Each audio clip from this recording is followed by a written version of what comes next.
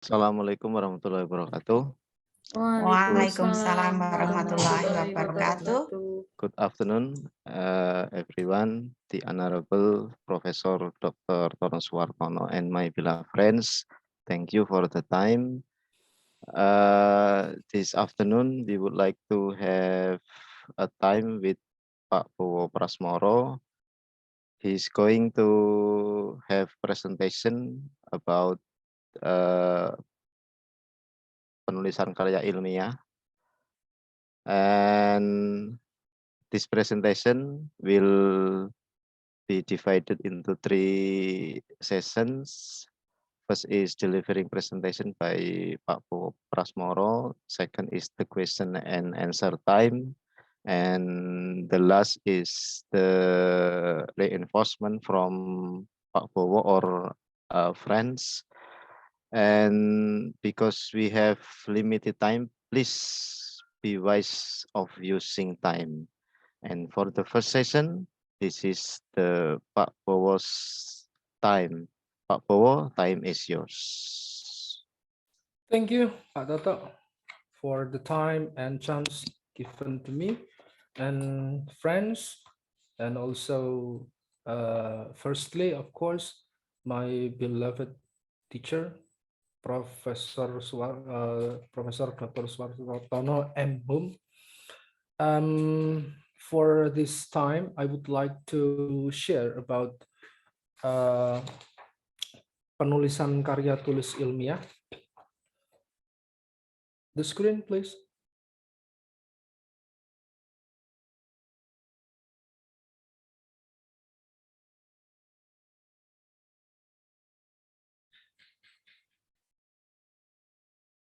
Next.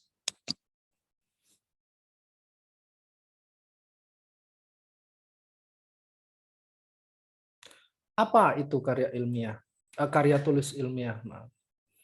Ayo, kira-kira Anda ini ada yang tahu enggak karya tulis ilmiah itu apa? Karena sementara ini mungkin di benak kita ada berbagai macam definisi yang kita terima. Tapi ya intinya sih sama, tetapi barangkali ada tebakan lain atau terkaan lain. Ada? Umi Nadhirah mungkin? Sejenis jurnal mungkin, Pak. Oke, that's good. Tapi ya coba kita nanti lihat. Bu Umi, akhirnya kira-kira apa ini karya tulis ilmiah? Ya, mini research mungkin sejenis itu. Yes, tapi kita lihat definisinya. Next, please. Menurut Jones, karya tulis ilmiah itu adalah tulisan yang ditujukan untuk masyarakat tertentu. Di sini yang dimaksudkan adalah komunitas atau mungkin society ya, tertentu atau profesional. Nah, di sini kata profesional itu sebanding lurus dengan sebuah profesi. Komunitas profesi maksudnya, yang biasanya bersifat ilmiah tinggi.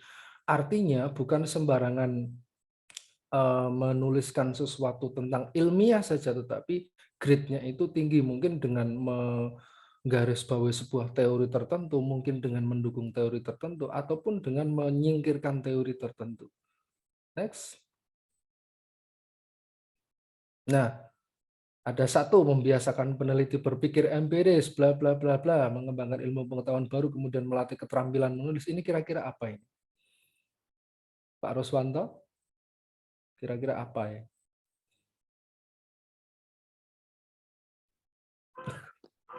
Masih mengikuti, Pak. Ya, ini adalah tujuan. Tujuan kenapa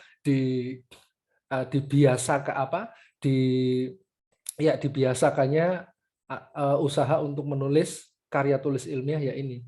Yang pertama adalah membiasakan peneliti atau di sini mengerucut pada guru untuk berpikir empiris, berpikir logis, berpikir kritis juga. Yang jelas berusaha untuk peka terhadap perubahan dan gejala pendidikan. Gejala pendidikan yang dimaksud di sini adalah misalnya, kenapa sih anak-anak yang saya ajar atau anak-anak yang di kelas lain diajar oleh guru lain itu kok mengalami penurunan belajar? Ada apa ini? Atau mungkin kenapa sih kurikulum ini diterapkan dan bagaimana sih pelaksanaannya, dan mungkin bagaimana hasil dari kurikulum tersebut. Kemudian komprehensif, dia harus berkesinambungan dan mampu mengembangkan ilmu pengetahuan baru. Kemudian yang paling jelas langsung dirasakan adalah melatih keterampilan menulis. Next. Nah, ya, konsep seperti apa sih? Ataupun dasar pemikirannya seperti itu apa sih? Karya tulis ilmiah itu. Yang pertama, karya tulis ilmiah itu didasari pengamatan ataupun ya melihat langsung sebuah fenomena atau penelitian dalam bidang tertentu. Jadi dia bukan dari katanya tidak, tetapi apa yang dia rasakan, apa penasaran tentang sesuatu, kemudian dia ingin membuktikan rasa penasarannya dengan menulis, dan itu harus melalui pengamatannya sendiri, melalui pengalamannya sendiri. Kemudian disusun menurut metode dan kaidah tertentu. Sistematika penulisannya pun harus berbahasa yang santun, berbahasa baku, layoutnya juga nanti harus seperti apa, nanti akan ada di slide belakang. Dan yang penting isinya harus bisa dipertanggungjawabkan kebenarannya. Karena tadi kembali ke tujuannya tadi, empiris yang harus digarisbawahi itu. Jadi benar-benar harus bisa dibuktikan secara ilmiah. Bukan ngawur dan bukan hanya berangkat dari sebuah asumsi, tetapi betul-betul empiris. Apa adanya di lapangan. Next, please. Nah, ini adalah syarat-syaratnya. Pertama, isi kajiannya harus berada di lingkup pengetahuan yang ilmiah. Langkah pengerjaannya juga harus menggunakan metode yang ilmiah juga. Kemudian tampilannya harus memenuhi syarat. Contohnya ketika mungkin teman-teman yang sudah publish jurnalnya pada publisher yang A, kemudian di publisher yang B, kemudian lagi publisher yang lain, mereka mempunyai kaidah-kaidah ataupun aturan-aturan dan norma penulisan yang sendiri-sendiri. Toh mereka punya tujuan tertentu, tetapi intinya persyaratan-persyaratan ini harus dilakukan oleh seorang penulis tulisan karya tulis ilmiah. Next. Metode ilmiah yang seperti apa yang dikehendaki oleh karya tulis ilmiah? Apa sih metode itu? Metode ya cara kerja atau prosedur atau tahapan-tahapannya. Yang jelas yang dikehendaki oleh penulisan ilmiah adalah rasional, yang pertama, masuk akal, empiris tadi. Kemudian yang kedua, teruji. Teruji dari mana? Teruji dilihat dari teori, teruji dilihat dari ahlinya atau experience orang yang berpengalaman di bidang itu, dan ahli di bidang itu. Jadi bukan sesuatu yang asal-asalan. Dan ada komponen yang menyusun sebuah penulisan karya tulis ilmiah itu. Yang pertama ada perumusan masalah, kemudian di situ ada pengajuan hipotesis, ada verifikasi data. Nah, ini yang nanti menguji keseluruhan. Kemudian ada penarikan kesimpulan. Next. Ciri-cirinya seperti apa sih karya tulis ilmiah itu? Yang pertama dan yang paling utama adalah logis. Kalau fakta ataupun isu yang sedang berkembang, salah satunya adalah tentang apa itu? Joko Kendil, barangkali teman-teman tahu. Katanya numpak macan, katanya bisa berjalan menempuh jarak dari Jawa sampai ke Sumatera itu hanya hitungan menit. Kemudian dia bisa berjalan di atas tanah dan lain sebagainya. Ya silakan itu dipercaya. Tetapi ingat, apakah itu logis? Karya tulis ilmiah tidak mengenal hal-hal semacam itu karena numpak macan tadi saja sudah tidak bisa dibuktikan secara empiris. Kemudian sistematis. Seperti orang ambil air wudhu itu ya, dari hulu sampai hilir harus tercakup semua dan harus berurutan. Dia tidak boleh setengah-setengah dan tidak boleh sepenggal-sepenggal. Dia harus berjalan dari A sampai Z. Kemudian objektif. Memotret apa adanya di sini yang dimaksud. Tidak ada keberpihakan antara penulis dengan peneliti dengan apa yang dia teliti. Kemudian tuntas. Harus betul-betul selesai, bukan berhenti di tengah jalan. Seksama, harus mendalam, kemudian jelas, kebenarannya dapat diuji karena sesuai dengan prinsip yang tadi, kemudian terbuka. Siapa saja boleh untuk mengcounter apa yang kita dapat karena mungkin punya pendapat sendiri dengan alibi ilmiah yang orang lain punya. Dan berlaku untuk umum, sesuatu yang terjadi berdasarkan fenomena. Kemudian penyajiannya memperhatikan santun bahasa yang kaidah yang tadi itu. Next.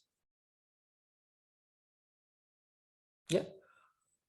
Nah, di sini ada bagaimana sih tahapan-tahapan ataupun langkah sebetulnya dalam menulis karya ilmiah. Yang pertama ada pre-writing. Tahap pre-writing ini segala sesuatunya hanya masih berdasarkan bayangan. Kemudian bayangan ditulis yang pertama jelas dia harus menemukan satu fenomena terlebih dahulu.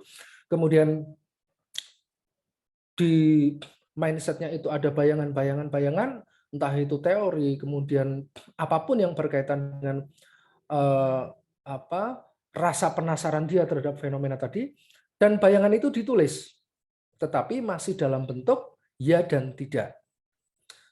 Proses selanjutnya adalah drafting. Dalam proses drafting ini dia sudah agak teratur daripada pre-writing. Segala sesuatu yang berbentuk bayangan tadi, segala sesuatu yang berada dalam batasan konsep tadi, dituangkan ke dalam satu bentuk yang belum begitu sempurna. Baik itu teori, baik itu perumusan masalah, baik itu langkah demi langkah, bahkan sampai dengan penulisan masih berbentuk rancangan. Tetapi rancangan ini tidak seperti pre-writing tadi yang bersifat masih belum teratur, tapi dalam drafting ini dia sudah masuk ke tahap berikutnya, sudah ada keberaturan dalam penulisan. Kemudian ada proses revising. Dalam proses revising ini, segala sesuatunya sudah masuk pada kaidah yang formal. Layout juga sudah diperhatikan, bahasa juga sudah diperhatikan, karena dalam penulisan karya ilmiah ini tidak diperbolehkan adanya penulisan bahasa yang tidak baku. Jadi bahasa pun betul-betul ditata rapi di sana. Semuanya harus dalam tata bahasa yang baku. Kemudian di proses yang revising ini, kita sudah diperbolehkan untuk meminta orang lain untuk membantu. Dalam artian membantu yang dimaksud adalah membantu sebatas hanya membaca. Karena barangkali terdapat kesalahan, kemudian salah eja, salah ketik, kemudian layoutnya juga seperti apa, mungkin nempel ke gambar yang benar itu yang seperti apa. Walaupun kita sudah tahu lewat referensi, tetapi alangkah baiknya kita mengajak orang lain untuk memeriksa apa yang sudah kita tulis. Tetapi ingat, fungsi dari orang lain ini hanya sebatas membantu kita untuk melakukan pemeriksaan terhadap bahasa, kemudian layoutnya, bukan pada konten. Dan selanjutnya ada editing. Ini sudah tidak ngurusi konten dan lain sebagainya, ini sudah full hanya fokus pada layout. Artinya mungkin jenis penulisannya, hurufnya seperti apa, tata bahasa kanan kirinya bagaimana dan lain sebagainya. Kata-kata barangkali ada yang salah ketik. Dan kita bisa sebetulnya untuk teknologi yang sekarang kita mungkin akan mengurangi porsi orang lain itu dengan bantuan alat. Seperti yang kita tahu, mungkin ada Quillbot, kemudian ada Grammarly, kemudian di Microsoft Word sendiri juga sekarang sudah ada Check and Grammar. Itu beberapa piranti yang bisa kita pakai untuk menggantikan posisi orang lain itu. Toh ketika kita masih membutuhkan orang lain, kita bisa meminta bantuan orang lain untuk membantu kita dalam fase ini. Kemudian yang terakhir ada tahap publishing. Tahap publishing ini kita sudah betul-betul full, nggak ngurusi apapun, kita harus fokus pada bagaimana how our article misalnya atau journal itu bisa untuk dipublish. Usaha-usaha apa saja? Ya dengan mungkin mendaftar terlebih dahulu, kemudian kita dapat akun, kemudian kita memasukkan artikel kita, kemudian kita barangkali nanti ada feedback dari publisher, kita juga harus siap untuk melakukan revisi, kemudian kita mengirimkannya kembali. Dan di tahap yang ini kita memang betul-betul harus bersabar. Kalau mungkin bukan untuk publishing, ya seperti yang PTK dan lain-lain itu mungkin tahapnya berbeda ya, yang kemarin seperti kemarin yang sudah dibahas oleh presenter yang lain. Next please.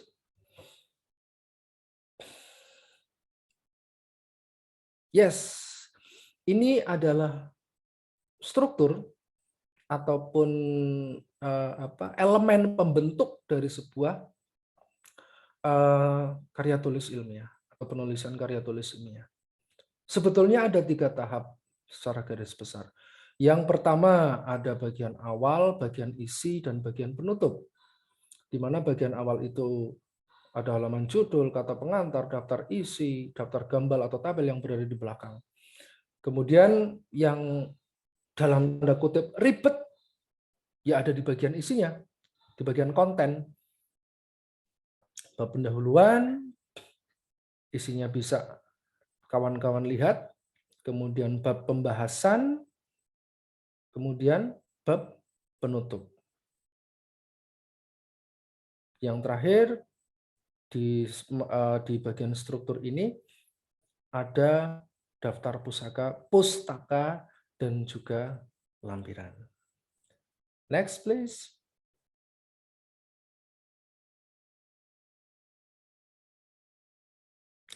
Ini adalah karya ilmiah yang ada di sekolah-sekolah ya. Kenapa berbeda dengan yang tadi? Kalau yang tadi itu bisa dilakukan oleh orang umum, masyarakat umum, sedangkan yang ini saya coba untuk kerucutkan ke arah kawan-kawan semua yang sudah pernah melakukan ini mungkin paham bagaimana sebuah publikasi ilmiah yang berada di sekolah itu sampai dengan memperoleh angka kredit. Sebetulnya tadinya akan saya bikin sebuah flowchart, tapi ternyata slide-nya nggak cukup. Jadi mohon maaf saya bikin seperti ini. Publikasi ilmiah itu sudah jadi. Kemudian langkah selanjutnya adalah presentasi pada forum ilmiah. Yang kemarin sudah Mas Abdullah sampaikan harus pesertanya harus berapa, kemudian normanya seperti apa. Kemudian setelah itu akan mendapatkan surat keterangan, kemudian siap untuk penilaian, dan di situ ada bukti fisik yang sebetulnya tahap barangnya ataupun yang dinilai sebetulnya adalah bukti fisiknya. Kemudian yang terakhir nanti angka kredit yang dinanti untuk hasil akhir dari sebuah publikasi ilmiah atau karya ilmiah.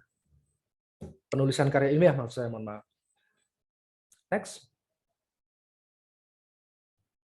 Ya, kalau yang saya tahu mungkin barangkali salah, barangkali Mbak Inaya, Mbak Homsa, atau Mbak Ani, serta Mas Ruswanto dan Mas Abdullah mungkin barangkali tabel ini masih salah ya, nanti mohon dikoreksi. Penulisan karya ilmiah itu untuk 2 orang penilaiannya seperti itu. Kalau 3 orang masing-masing mendapatkan itu karena dalam author-nya itu ada author one atau main author, kemudian co-author, dan ada co-author-nya itu ada 1, 2. Dan yang paling lebih pembagiannya paling kecil ya logikanya semakin banyak orang yang ada di situ nilainya akan semakin kecil, dan ada juga yang membatasi hanya sampai 4 orang. Tapi ada referensi yang saya baca ada yang sampai dengan 5 orang, tapi tidak tahu yang co-author yang ketiga ini, setelah co-author yang ketiga ini dinilai atau tidak, saya tidak begitu paham. Nanti coba kita diskusikan untuk yang ini. Next. Oh, alhamdulillah. Materinya sampai di situ. Terima kasih. Monggo, Mas Ruswanto.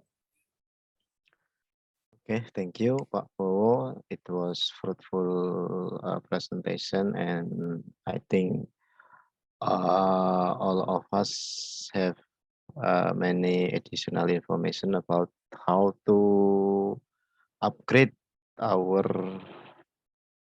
credit point ya dalam rangka peningkatan profesionalisme kita sebagai seorang guru. And then untuk selanjutnya I give a chance to friends to if you have any questions to Pak Bowo.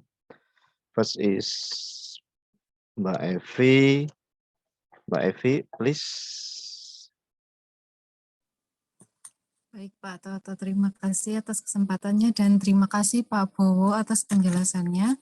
Very clear explanation, but I have 2 questions here. The first one is a simple question. Before Pak Bowo itu menjelaskan tentang dalam karya tulis ilmiah itu ada yang namanya kita harus logis, kemudian sistematis, kemudian juga ada objektif. Nah, Pak Bowo ini sebelumnya menyampaikan bahwa di dalam objektif ini tidak ada keberpihakan antara penulis dengan subjek penelitian kalau tidak salah.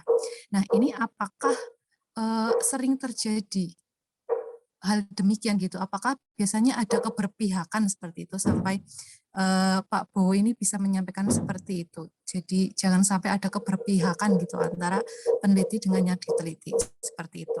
Dan yang kemudian yang kedua adalah kita tahu bahwa menulis karya tulis ilmiah ini kan menjadi salah satu syarat untuk menaikkan atau mendapatkan angka kredit dan menaikkan pangkat seperti itu. Dan juga untuk meningkatkan profesionalitasan guru tentunya. Dan dalam hal ini kalau misal Bapak Ibu guru itu dalam melakukan karya tulis ilmiah ini apakah harus di sekolah Bapak Ibu sendiri atau boleh di sekolah lain seperti itu? Thank you Pak Toto dan Pak Bowo, itu saja. Oke, thank you Mbak Evi. Pak Bowo mau ditanggapi langsung atau kita rangkum dulu pertanyaannya? Lebih enak, lebih asik, lebih syahdu kalau kita kumpulkan semua pertanyaan, jadi nanti diskusinya bisa lebih panjang. Oke. Selanjutnya Pak Abdullah, silakan Pak Abdullah.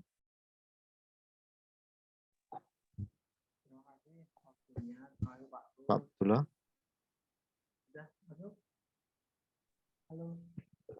Pak Abdullah, your voice is very low. Oke, halo, sudah masuk? Oh yes, Yes, very clear. clearly. Ya, mohon maaf, saya off cam karena berkali-kali kalau dari rumah mesti saya sering terpental kayak kemarin. Oke, monggo Saya- Pak Abdullah. Terima kasih Pak Rus dan Pak Bowo. Kita di sekarang dihadapkan pada penulisan karya tulis ilmiah. Salah satunya yaitu kita sekarang gitu ya. Sekarang kita dalam penulisan proposal gitu ya, proposal tesis kita. Ini mungkin curhat saya ini. Mengawali penulisan itu rasanya kok berat, susah gitu. Susahnya itu untuk menggabungkan antara ide-ide yang ada di kepala kita agar ide-ide tersebut didukung dengan mungkin data dukung yang ada atau mungkin referensi dari ahli itu agar biar nyambung antara kalimat per kalimat atau apa ya, paragraf per paragraf gitu. Saya kok rasanya masih susah begitu. Mungkin bagi teman-teman yang sudah apa namanya sering membuat karya tulis ilmiah, tipsnya apa sih bagaimana agar kita penulisan kita itu coherence ya, coherence antar paragrafnya itu juga nyambung gitu. Mungkin itu dulu Pak. Terima kasih. Oke. Oke, terima kasih Pak Abdullah. Dan selanjutnya Bu Inaya, silahkan. Oke, Mungkin terima mau berbagi kasih. atau mau bertanya, waktunya silahkan. Hampir sama sih dengan Pak Abdullah tadi. Sebenarnya tipsnya apa sih biar kita lancar gitu nulis gitu. Tapi sudah ditanyakan Pak Abdullah. Dan yang berikutnya adalah apa yang disampaikan Pak Bowo tadi terkait dengan penulisan karya ilmiah itu, apakah seperti yang disampaikan oleh Pak Abdullah kemarin terkait best practice, kemudian saya sendiri PTK, itu juga termasukkah dalam karya ilmiah? Karena kan dari penjelasan tadi ada sih beberapa tertentu, kayaknya ada beberapa tadi yang disampaikan yang kayaknya kok harus ilmiah tinggi dan apa tadi ya di slide keberapa gitu kayaknya ada yang ini untuk masyarakat tertentu atau profesional yang bersifat ilmiah tinggi.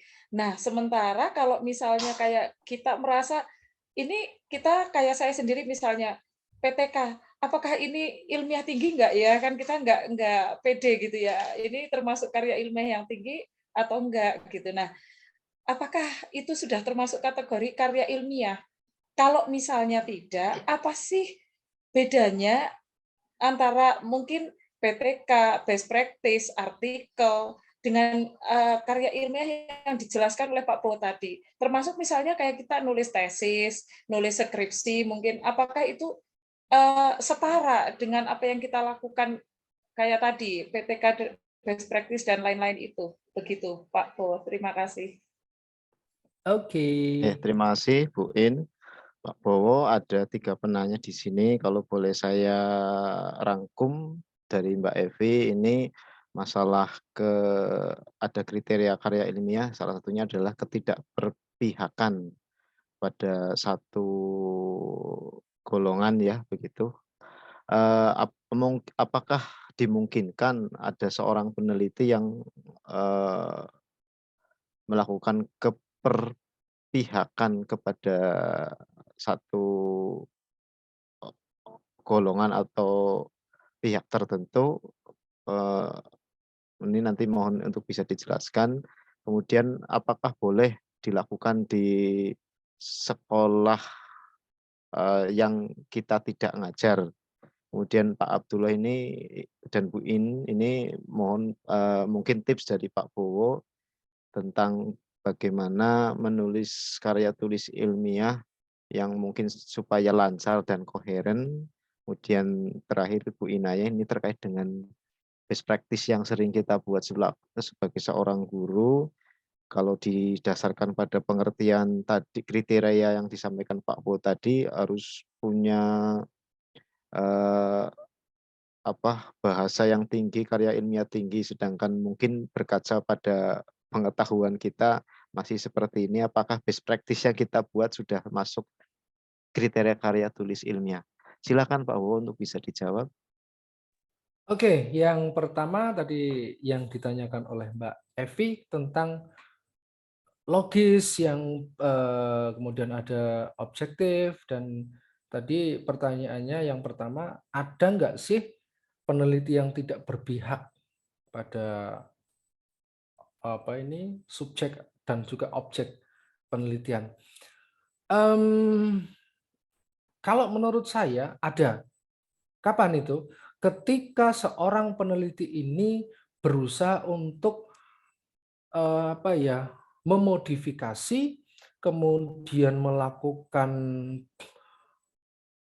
intinya mengutak-atik hasil penelitiannya, kemudian melakukan setting terhadap apa yang dia teliti, unsur purity-nya itu tidak ada, kemudian konsepnya yang misalnya H0 menyatakan seperti ini, kemudian dia rubah dengan tujuan dan asumsi bahwa penelitian saya harus menghasilkan derajat A, ataupun penelitian saya harus meyakini bahwa teori ini benar, seperti itu sudah termasuk keberpihakan. Jadi yang tadi saya maksud dengan harus tidak berpihak, intinya betul-betul harus ilmiah, harus alami, harus betul-betul capture the scene. Apapun yang ada di lapangan, kalau memang itu bentuknya adalah sebuah pintu, ya kita potret. That is a kind of door. Kalaupun itu sebuah batu sampai dengan sebuah kerikil, ya kita harus potret. Intinya bahwa kita itu mempunyai seperangkat teori, kemudian kita mempunyai seperangkat dasar-dasar pemikiran, itu hanya sebagai alat potret. Ketika kita memotret, oh pintunya ternyata the door is red, that is the fact, that is empiric. Kemudian kita memotret sebuah batu atau makanan, oh this is bakso, ya sudah itu saja. Tetapi toh kadang-kadang, mohon maaf, ada peneliti yang berusaha untuk dalam tanda kutip tidak jujur pada dirinya sendiri. Dan ini yang akan merusak tujuan, sebetulnya merusak tujuan dari apa yang dia teliti. Kemudian karya tulis ilmiah tadi sebagai sebagai sarana untuk kenaikan pangkat, bisa enggak dilakukan di sekolah lain? Menurut saya bisa. Karena kita hanya memotret sebuah fenomena. Tapi barangkali jawaban saya salah, nanti mohon didiskusikan bareng-bareng. Karena yang kita teliti adalah sesuatu yang ilmiah.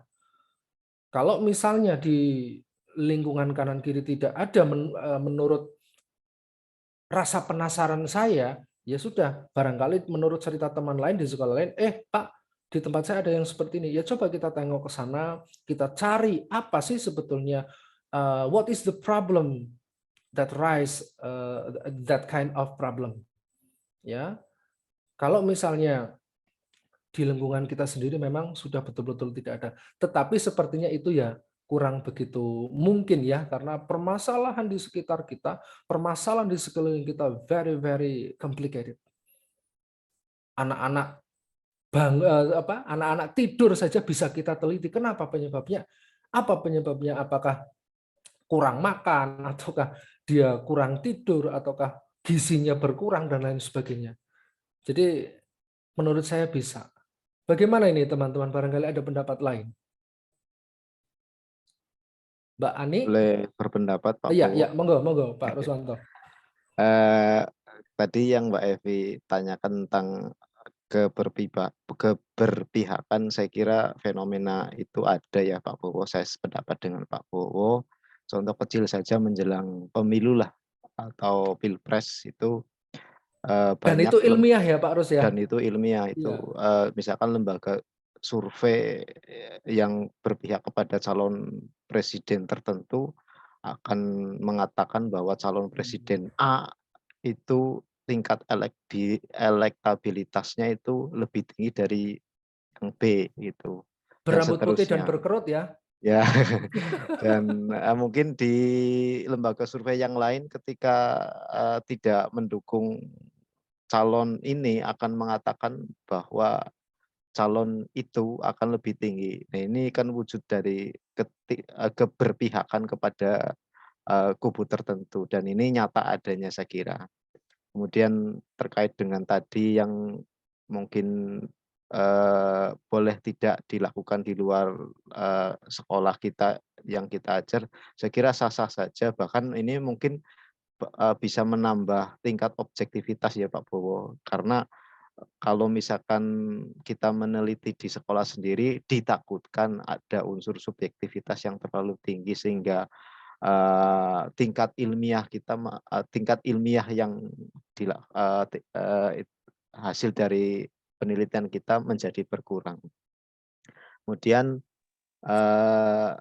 menambahkan juga bahwa tadi proses menulis karya ilmiah itu dari mulai pre-writing, drafting sampai dengan publishing itu mungkin normalnya seperti itu ya Pak Bowo. Cuman pada saat tertentu tidak harus sampai publishing karena misalkan kebutuhannya saya hanya ingin mencari angka kredit yang biasa-biasa saja. Maka saya akan cukup membuat misalkan diktat bahasa Inggris untuk siswa yang peruntukannya hanya untuk disimpan di perpustakaan. Sehingga nilainya akan sedikit berada di bawah ketika kita sampai ke publishing. Dan yang lain-lain saya setuju Pak Bowo.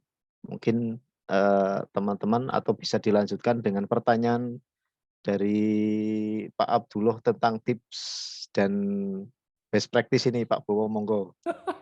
Kalau yang ini saya agak menyerah karena saya belum belum selesai nih Mas Abdullah. Oke. Tetapi mungkin secara normatif ya dengan melakukan hal-hal tadi, langkah-langkah ataupun prosedur tentang penulisan karya ilmiah. Kenapa? Karena tesis ya juga menurut saya merupakan karya ilmiah. Dan mungkin sejalan dengan tadi menjawab pertanyaannya Mbak Ina ya, punya kami itu yang PTK best practice dan lain sebagainya itu sudah merupakan karya ilmiah belum? Karena di situ tadi di teorinya si Jones tadi ada bahasa yang ilmiah tinggi. Yang dimaksud dengan ilmiah tinggi itu ya sebetulnya tidak seperti yang saya pertama membaca itu saja angan-angannya kok seperti biar ke sana. Tapi ternyata tidak. Yang disebut dengan kadar ilmiah tinggi adalah sesuatu yang sudah ada landasan-landasan teorinya. Artinya apa? Sebelumnya sudah pernah diteliti ataupun kalau misalnya ilmu-ilmu prakteknya sudah pernah diuji cobakan. Dan mungkin kalau kita bicara kadar ilmiah itu tinggi atau tidak, kalau misalnya kita minum segelas air kemudian perut kita menjadi kenyang atau kita makan satu piring itu perut kita menjadi kenyang, itu kan juga merupakan sesuatu yang ilmiah. Kemudian ketika kita nyicipi gula saja itu sudah lidah kita sudah merasa manis, saya kira itu juga sudah merupakan fenomena yang ilmiah, sesuatu yang memang betul-betul secara alamiah terjadi dan bisa dipertanggungjawabkan secara keilmuan. Nah, karena tadi Mbak Inayah tadi menggarisbawahi punya kami itu ilmiah atau tidak, sekali lagi itu adalah ilmiah. Ilmiahnya tinggi tidak? Tadi hanya masalah diksi saya kira, dan saya juga kok sepertinya kurang begitu greget dengan apa yang diutarakan oleh Jones, tapi menurut saya tadi yang saya tempelkan di slide itu sudah merupakan definisi terbaik menurut saya. Kadar ilmiahnya betul tadi yang ditanyakan oleh Mbak Inayah tentang kadar ilmiah juga, dan saya bandingkan tadi dengan contoh-contoh sederhana yang ilmiah. Menurut saya begitu. Nah, sekarang kembali ke pertanyaan ataupun sesi curhatnya Mas Abdullah tadi yang juga korelatif dengan apa yang disampaikan oleh Mbak Inayah. Ada teman kita ini yang saya yakin berpengalaman karena sudah start di depan kita terlebih dahulu, yaitu Mbak Ani dan Mbak Homsa ini yang sudah dalam tanda kutip ada kejelasan, ada wujud dari proposal itu. Monggo Mbak Ani dan Mbak Homsa ini ditunggu teman-teman tipsnya ini. Kalau saya belum selesai sama sekali. Mbak Ani, monggo. Saya juga belum. Pertanyaannya apa ini Pak Bowo? Tips dan ide, tips bagaimana merancang satu judul tes proposal tesis biar nyambung, biar kohesif, ada koherennya juga di situ, agar ide ini bisa dirangkum, bisa dijalankan, bisa kita pack dalam satu proposal tesis. Yuhomsa juga ini siap-siap sebentar lagi jadi keynote speaker ini. Monggo Mbak Ani. Saya kalau ditanya seperti itu rada bingung ini Pak Bowo. Yang pertama kan kita memang harus memahami dulu judul harus disetujui dulu oleh dosen ya, apakah itu judul bisa masuk atau tidak. Nah, kalau misalnya judul itu sudah masuk, maka kita harus paham juga metodologinya. Nanti metodologi apa yang dipakai itu yang paling penting. Itu metodologi yang akan dipakai untuk proposal tesis kita, karena itu merupakan jantungnya kayaknya kalau di metodologi. Kalau di literatur review nomor 2 itu kan masih bisa diedok-edok, tetapi kalau metodologi itu adalah jantungnya dari kita mengerjakan tesis. Kalau di metodologi kita sudah salah, maka semuanya akan salah. Itu seperti kalau yang awal kan paling question research itu mengacu kepada judul yang ada. Itu seperti itu. Paling itu Pak Bowo. Monggo dilanjut. Yuhomsa. Oke, baik. Saya share dari rangkuman saya hasil menjadi anak buahnya Prof. Ton. Ini temanya asik sekali loh Pak Bowo. Temanya adalah sesuatu yang selama ini menjadi jantungnya Prof. Ton, boleh dibilang kan begitu. Cuman sayangnya beliau tidak di tengah-tengah kita. Kayaknya kalau beliau ada di sini bakal seru banget ini, karena bagian menulis itu kan ibaratnya nafasnya beliau ya. Kalau yang pertama, izinkan saya mengomentari yang ditanyakan Mbak I tadi. Apakah menulis harus sesuai dengan lingkup sekolahan kita atau boleh di luar gitu? Nah, kita kembalikan ke temanya aja. Kalau temanya misalnya tentang PTK, ya seyogyanya adalah kelas yang kita ajar seperti itu. Kalau misalnya temanya tentang fenomena misalnya guru datang terlambat dan sebagainya, apa masalah-masalahnya dan sebagainya, itu mungkin kita bisa keluar sekolah nggak apa-apa, yang penting tergantung pada temanya, yang penting juga keilmiahannya terjaga, yang kayak gitu.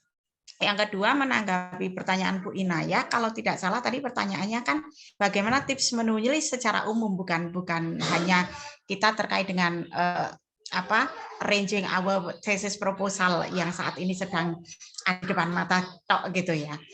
Oke, saya merangkum motivasi yang selalu dikobarkan oleh Prof. Ton kepada kita.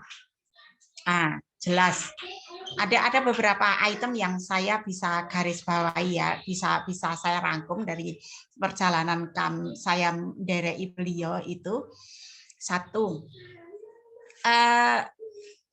ketika kita punya ide, Bu In, ide, langsung tulis dulu idenya. Nah, setelah ide kita tulis, kemudian kita perbanyak dengan literasi. Tidak mungkin kita punya ide pendukung kalau kita tidak banyak membaca.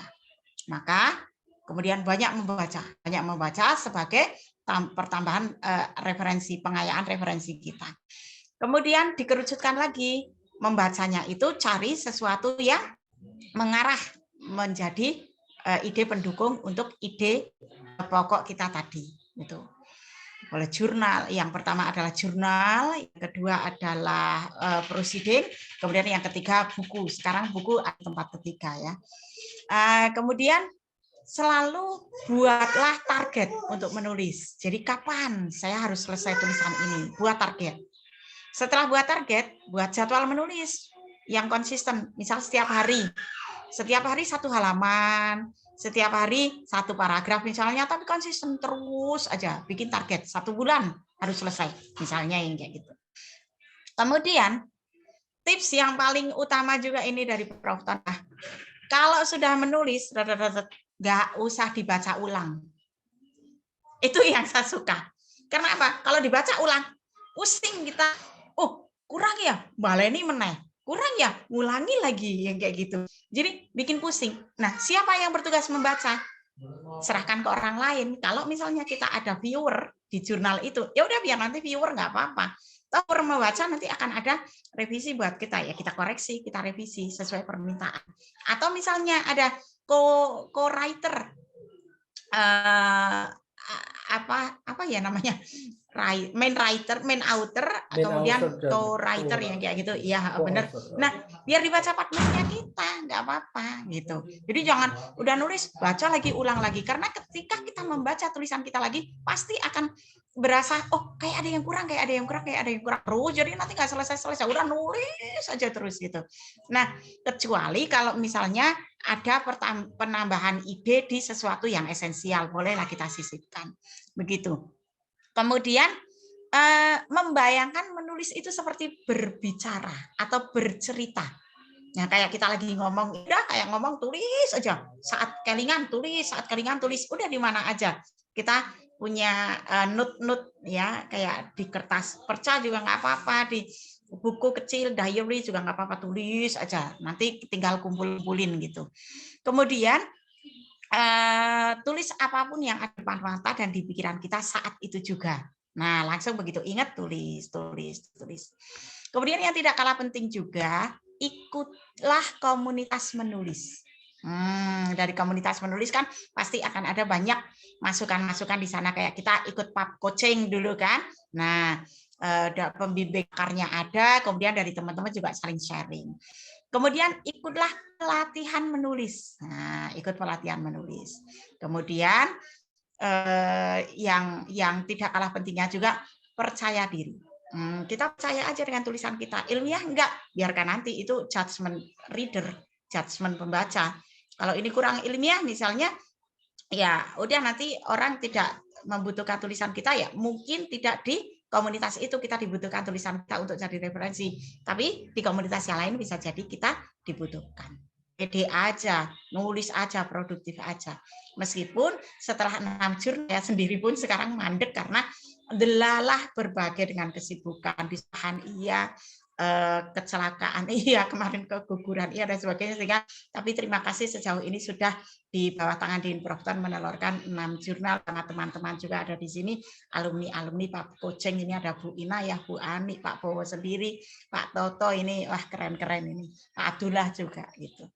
Nah, itu tips-tipsnya Bu Ina ya, semoga bermanfaat dan teman-teman yang lain. Thank you. Terima kasih sekali Bu Hom Satu. Thank you Yuhom. Pak Bowo, Bu Hom. Yes. tadi kalau yang best practice termasuk karya ilmiah sudah terjawab belum ya? Saya kok agak blank. Oh iya. Sudah. Yang penting garis besarnya gini teman-teman. Menurut saya kok segala sesuatu yang betul-betul ada landasan teori, secara empiris ada, kemudian kalau memang diperlukan sudah diteliti sebelumnya, ada unsur keilmuan di situ, yes, saya kira itu adalah yang disebut dengan ilmiah. Begitu Mbak Ani. Dan tadi Mbak Ani sudah memberikan ide, nah seperti ini, judul dulu yang diutamakan, kemudian metodologi, kemudian yang lain-lain segera. Dan Yuhom tadi memecah belah itu semua menjadi lebih rinci, menjadi lebih kecil-kecil, menjadi sebuah konstruksi pemikiran kita bersama. Semoga di mana di sana ada ide, kemudian setelah itu dilanjutkan ke literasi, diteruskan ke target, dilanjut dengan membuat jadwal, lanjut lagi dengan never look back. Kemudian setelah itu ada imagine that we are talking. Kita bayangkan bahwa kita itu sedang ngomong dengan siapapun. Yang penting kita lanjutkan. Kemudian berikutnya tadi directly write, langsung aja tulis apa yang kita pikirkan. Kemudian jangan lupa, hey gabung dengan komunitas menulis, baik itu di kalau di FB saya pernah gabung, kemudian di komunitas-komunitas itu saya pernah membaca juga ada. Dan yang paling penting kita harus hakul yakin bahwa be confident. Begitu ya Yuhom ya? Iya. Lanjut Pak Toto. Oke, terima kasih. Saya kira itu informasi tambahan yang sangat luar biasa. Meskipun cuaca siang hari ini cukup panas, tetapi ada Bu Hom Satu yang cukup menyejukkan ini informasinya. Mudah-mudahan semakin menambah kesejukan buat kita semuanya. Nah, Bapak segini aja kurang banter Pak Toto. Panas awan panas. Di Pekalongan Pekalongan mana Pemalang. Pemalang. Pemalang, Pemalang Mas. panas siang hari ini Pak Bowo. Nah, jangan suara kurang-kurang seringnya ini. Wonosobo siang tapi hujan, ya tetap dingin kayak kuwi. Oke. Oke, Lanjut, terima Ini kasih. saya hujan lebat, maka hujan lebat agak gelap di luar, makanya lampu juga nyala. Jadi Tamus. sahdu ini suasananya, iya. Ya disyukuri saja lah, karena mungkin suasana hujannya itu belum merata. Jadi waktu yang hampir sore ini ada yang ada yang terang, ada yang hujan, ada yang mungkin gerimis di bagian Jawa sebelah mana itu mungkin antara hujan Banjir dan terang. malah. Nah, malah ada yang banjir juga. Ya dinikmati aja. Ini kalau ditulis bisa jadi karya ilmiah juga nggak ini, Pak? Bisa. Monggo Pak Tato dilanjut. Baik, Bapak Ibu, masih ada tambahan pertanyaan untuk Pak Bowo. Saya buka sesi 2. Atau barangkali mau menambahkan atau menguatkan kembali. Saya sebenarnya masih agak ini khususnya untuk yang best practice itu Pak Bowo. Ya. Itu kan kalau secara apa yang disampaikan Pak Bowo tadi, secara urut sistematis dan sebagainya itu, kayaknya sih nggak serumit itu ya, tapi tetap masuk ke karya ilmiah ya untuk best practice ya. Betul. Tetap Pak ya. Iya, karena yang tadi saya sampaikan adalah kata kunci dari apa yang disebut dengan ilmiah atau tidak. Ya, jadi saya tidak mengarah pada satu format tertentu atau bentuk tertentu, tidak. Entah itu jurnal, entah itu best practice atau mungkin PTK. Yang jelas ada landasan teori, keilmian, empiris. Menurut saya kok sudah bisa disebut karya ilmiah. Dan kalaupun jawaban saya masih nggak nyambung, ya monggo bareng-bareng nanti kita ingatkan untuk menanyakan lagi pada beliau, Prof. Ton, biar nanti kita bareng-bareng bisa mendapat keyakinan tentang jawaban yang sebetulnya seperti apa, karena di sini hanya masih berupa konsep dan teori. Saya yakin teman-teman juga ada yang seperti itu. Ingatan Pak Ros. Menambahkan sedikit boleh Pak? Oke, silakan. Tentang karya ilmiah, best practice itu apakah merupakan karya ilmiah? Kalau saya iya setuju dengan Pak Bowo, itu merupakan karya ilmiah, karena yang karya ilmiah itu yang dibahas oleh penulis atau peneliti itu merupakan karya tulis yang dibuat untuk memecahkan suatu permasalahan. Yes. Jadi biasanya mengenai fakta yang ada, kemudian data, serta solusi mengenai permasalahan yang diangkat. Contohnya kayak misalnya kemarin nulis, misalnya saya tentang Kahoot ya, misalnya ya, metode Kahoot untuk menciptakan pembelajaran menyenangkan. Lah walaupun di sini itu tidak ada metodologi, misalnya memakai metode ini itu, misalnya ada metodenya menggunakan ini dan sebagainya. Kemudian partisipannya ini itu tidak masuk ke dalam penulisan itu sendiri, karena yang dalam best practice itu kan tidak mencakup tentang bab 3 metodologi, misalnya instrumennya apa, kemudian partisipannya siapa, cara pemilihan dan sebagainya gitu yang tentang metodologi. Tetapi di situ memang memaparkan tentang fakta yang ada disertai dengan solusi. Misalnya fakta bahwa penggunaan media Kahoot itu terbukti menyenangkan. Kenapa? Dari data yang ada, data-datanya apa? Nilai-nilai siswa yang pernah saya saya melakukan Kahoot itu, kemudian saya memberikan reward, ternyata anak-anaknya termotivasi, kemudian itu pembelajaran yang menyenangkan kayak gitu. Kemudian dari data-data, misalnya data-data dari angket itu bisa kita menyebarkan angket kayak gitu, tapi itu bukan merupakan penelitian yang. Oke, gini Mbak Ani, ada fakta di situ? Ada faktanya. Oke, ada data di situ? Yes, ada data. Yes, jelas. itu sudah masuk. Ada fakta, data, tetapi tanpa ada penelitian yang menggunakan misalnya metode. Iya, metode saya menggunakan metode ini dan sebagainya, tidak dijelaskan, tetapi cuma pemaparan. Bahwa di situ ada fakta, ada data. Betul. Dan solusi. Itu merupakan solusi. Berarti walaupun tidak semua unsur masuk, tetap karena di situ ada problem, ada solution, yaitu masuk karya ilmiah kan begitu. Iya, karena itu masuk karya ilmiah. Tadi yang disampaikan Mbak Ani, saya kira sudah langsung menjurus ke pintunya, yaitu ada fakta empiris, ada data scientific. Selesai. Itu berarti ilmiah, menurut saya begitu. Pak. Iya, betul Oh, iya, sekali. Pak. Apalagi yang bicara adalah praktisi langsung. Bu Ani karyanya kemarin baru masuk ke ini gelar karya provinsi best practice-nya beliau. Oh iya. Bu Ani, wah keren itu. Praktisi langsung yang bicara itu Ah, udah. iya. Sip. Aja dilawan. Bu Hom sok melebih-lebihkan lah. Loh, fakta begitu empiris loh.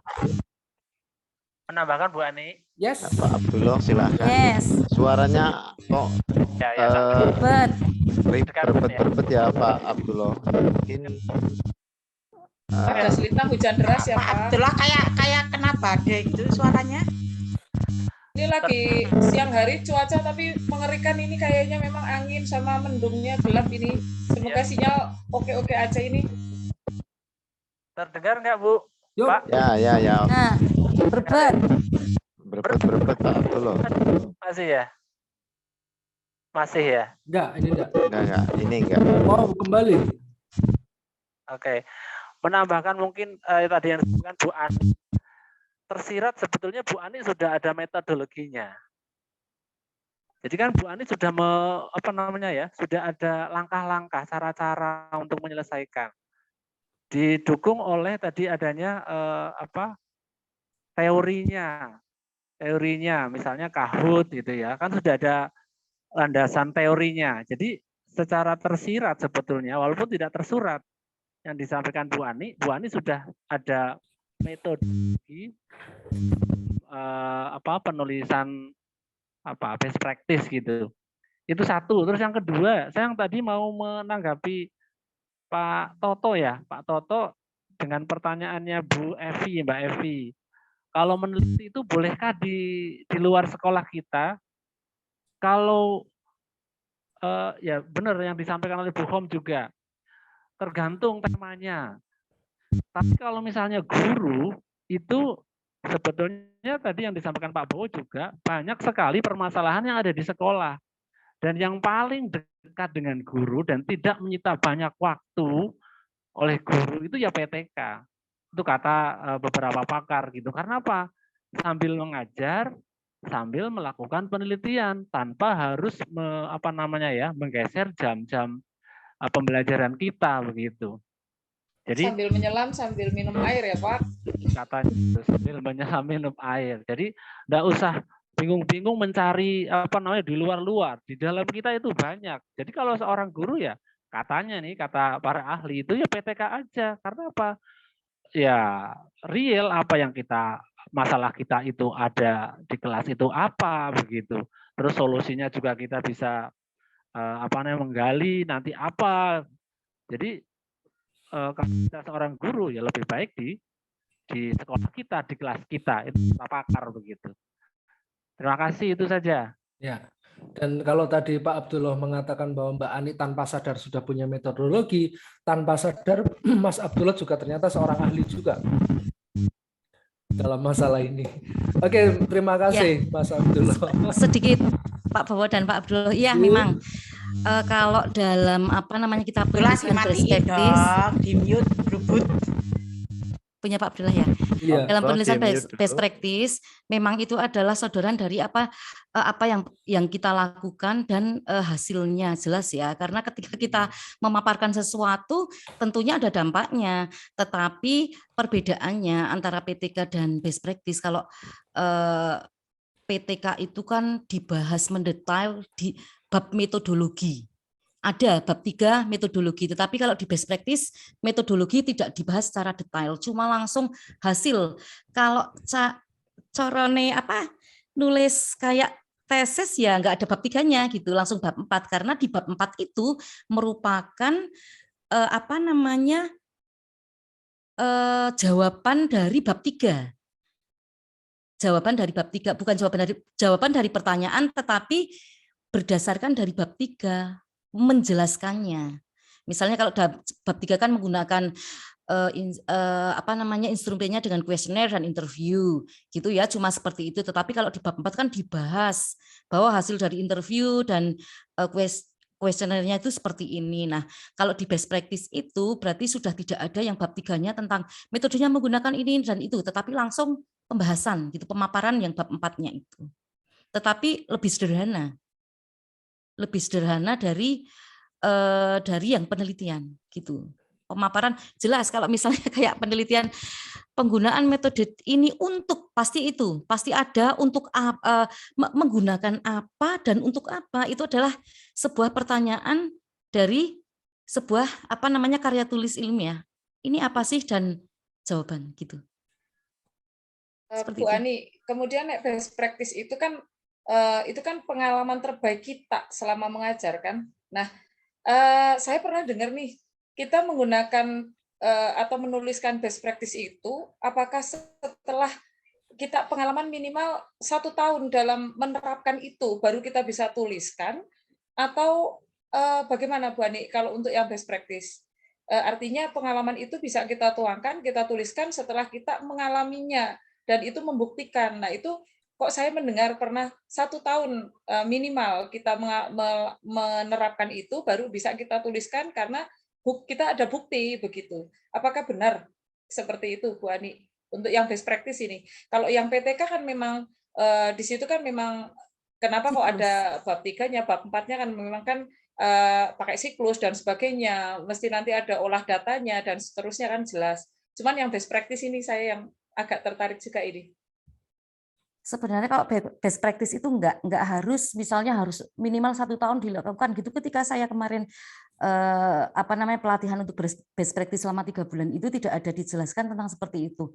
Tetapi apa yang sudah kita lakukan, dan kita menuliskan best practice pun tidak harus yang kita lakukan tetapi misalnya rekan sejawat kita melakukan sesuatu dan itu merupakan best kayak gitu ya, terbaik kita bisa menuliskan apa yang dilakukan oleh rekan. Tetapi kita juga harus otomatis kita mengamati gitu, menanyakan dan sebagainya. Tetapi nanti akhirnya kan seperti penelitian, tetapi ketika dalam penuangan penulisan best practice itu tanpa ada metodologinya. Seperti itu. Karena kalau karya ilmiah kan menggunakan apa sih dan untuk apa gitu.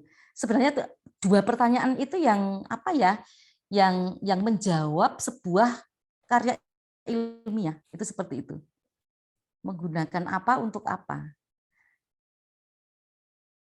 Baik, Bapak Ibu, luar biasa ini informasinya dan kita dikerubuti oleh para ahli ternyata, dan ini Expertise. ya buat kita secara pribadi, saya pribadi ini informasi yang sangat berguna karena saat ini kita sedang menyusun PAK 2022 nggih Bapak Ibu. Jadi salah satu persyaratannya mungkin ada publikasi ilmiah, dan ini informasi yang diberikan Pak Abdullah, Bu Hamsatun, Bu Anik, Bu ini sungguh sangat memberikan kita informasi tambahan. Bapak Ibu, mungkin dari apa yang disampaikan Pak Bowo atau dari teman-teman tadi ada yang perlu ditambahkan atau bertanya lagi, silakan. Saya menambahkan sedikit Pak Toto. Oh ya, silakan. Jadi gini, untuk penulisan ilmiah itu tidak harus selalu research base ya. Yes. Jadi kayak literacy base itu pun bisa. Ini yang dari beberapa jurnal yang sudah alhamdulillah sudah terbit di bimbingan Prokton itu juga kebanyakan dari kami adalah literary base. Jadi studi pustaka. Itu pun masuk karya ilmiah. Jadi nggak harus dengan research gitu. Nah, kembali lagi ke pertanyaan Mbak Evi tadi bahwa kemudian harus dilakukan di sekolahan kita, tidak kalau untuk karya ilmiah. Kalau misalnya literary base kan kita malah bisa anything ya, bisa temanya bisa global sekali. Bahkan salah satu karya saya itu yang duet dengan Prokton itu kan social wise gimana sih bijak itu kalau kita bisa bersosial dengan baik, yang kayak gitu. Wise is a socialized apa gitu, lupa judulnya. Nah, itu juga literary base. Jadi dengan studi pustaka pun dia sudah masuk karya ilmiah. Jadi yang penting di luar kayak novel, di luar kayak komik, di luar kayak cerpen, puisi dan sebagainya, asal itu ada dasar teorinya, nah itu namanya karya ilmiah begitu. Ya, non naratif ya, yuk. Non naratif betul. Iya, non fiction. Ya, Ya maaf non fiction ya. non fiction. Fiction malah fiction. Fiction. Iya. Yes. Iya itu. Thank you. Monggo, ada lagi atau bagaimana? Rupa-rupanya ini Pak Bowo sudah, Pak Abdullah mau. Pak Abdullah sepertinya mau menambahkan mungkin terkait dengan angka kreditnya itu yang tadi Pak Abdullah kira-kira bagaimana, sudah oke? Oke, cukup kayaknya. Oke, Pak Abdullah katanya cukup. Bapak Ibu, kalau tidak ada lagi, saya kira apa yang disampaikan Pak Bowo sudah cukup jelas, dan apalagi tadi ada tambahan-tambahan informasi yang luar biasa dari teman-teman. Bapak Ibu, terima kasih atas perhatiannya, dan mudah-mudahan apa yang kita lakukan pada siang hari ini, meskipun tidak bersama beliau Pak Ton, mudah-mudahan bermanfaat buat kita semuanya dan tidak terlalu jauh melenceng kalaupun nanti ada setelah kita kirimkan ke Prof Ton ternyata ada beberapa hal yang perlu dikoreksi. Saya kira dengan kebesaran hati kita untuk menerima itu semua. Sekali lagi saya ucapkan terima kasih kepada Pak Bowo selaku presenter yang sudah luar biasa, kemudian teman-teman semuanya yang sudah sangat support melakukan kegiatan presentasi ini. Mohon maaf secara pribadi saya selaku moderator apabila banyak kesalahan. Kita tutup dengan bacaan hamdalah bersama-sama. Alhamdulillah. Assalamualaikum warahmatullahi wabarakatuh. Waalaikumsalam warahmatullahi wabarakatuh. Good job Pak Bowo, thank you. Congratulations.